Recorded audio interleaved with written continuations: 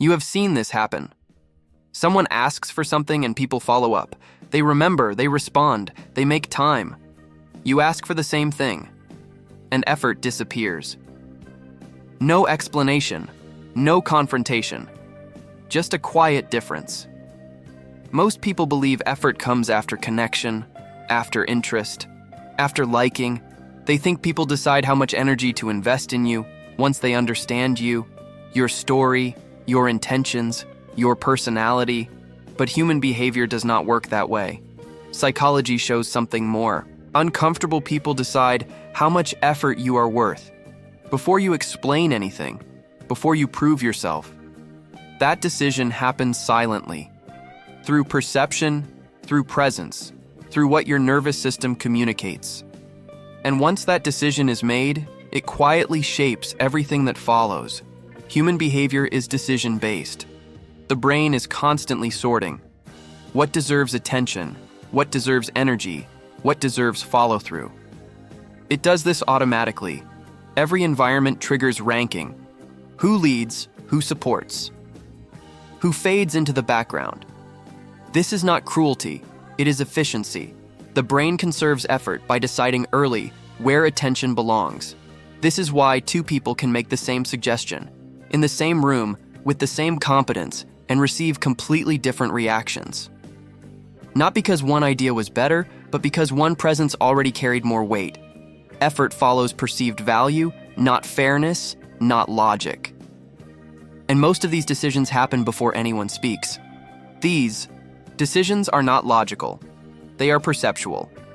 The nervous system reads stability, certainty, emotional grounding. Before it reads skill, it asks silently, is this person settled? Do they need regulation? Do they add noise or clarity? Those answers form instantly, and once formed, they become filters. Everything you do passes through them. Your words, your effort, your ideas. That filter determines how much impact anything you do can have. This is why competence alone does not elevate position. If presence does not feel grounded, effort gets categorized as support, useful, reliable, but not organizing. People appreciate it, but they do not orient around it. This is where many people get stuck. They work harder, become more available, try to be helpful, but effort without perceived weight does not raise priority, it lowers it. Because availability signals flexibility, and flexibility communicates adaptability, not direction. Direction is what people follow. Without it, you become indispensable but not influential. Relied on, but not deferred to, included, but not central. This happens quietly, without rejection, without conflict, which makes it difficult to notice. You are doing more, but being positioned the same, because the signal has not changed. This explains a common frustration. You contribute, but decisions happen elsewhere. You speak, but momentum does not shift. You are respected, but not taken seriously. Nothing is hostile, nothing is dismissive. You are simply not the organizing point, because organization follows. Perceived certainty, not effort. And certainty is behavioral, not verbal.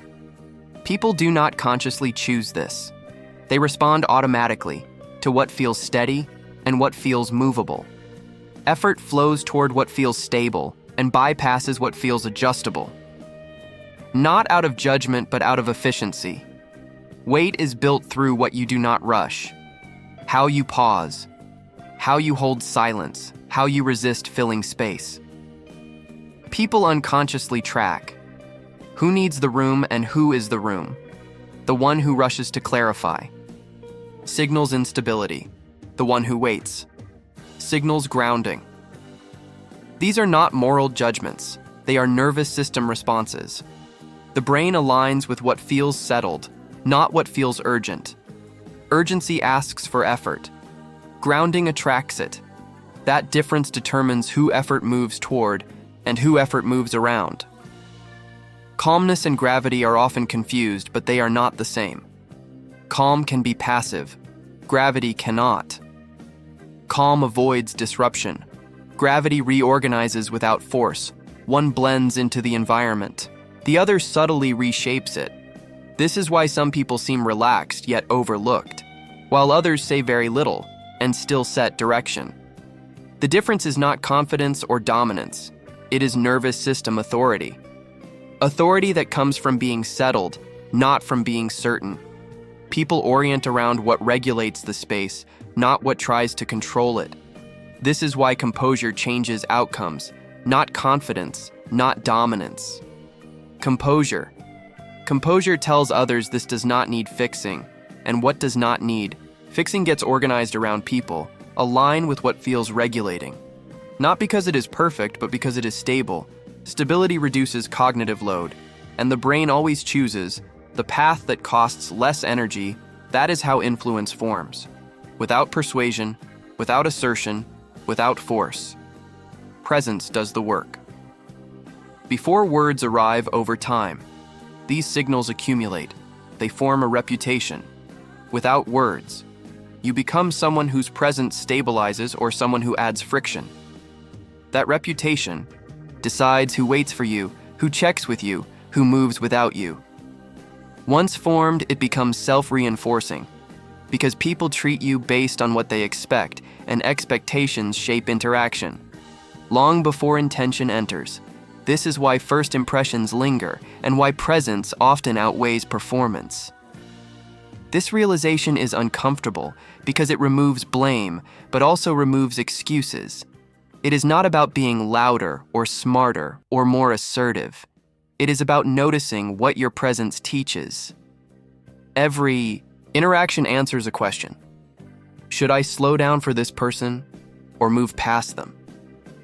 That answer shapes everything. And most people never realize. They are teaching it constantly, without words, without intent.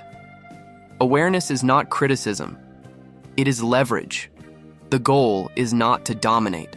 The goal is to anchor. Anchors do not pull. They hold. They allow others to orient. When your nervous system is grounded, others relax into alignment. That is how influence forms without effort. Because people naturally organize around what feels stable, not what demands attention. This is why understanding behavior is more effective than analyzing personality. You are not fixed, and neither is your impact. Patterns shift through interruption, not force, letting moments breathe, not rushing resolution, holding presence without performance. These small changes recalibrate perception. They tell others, this has weight, not because you declared it, but because you embodied it. Over time, behavior changes response, not through effort, but through communication. This is how gravity builds quietly, consistently. At first, this feels uncomfortable because efficiency feels safe, but safety built on urgency is fragile. Real safety comes from steadiness, and steadiness is felt, not announced. Each pause rewrites expectation. Each held moment builds gravity.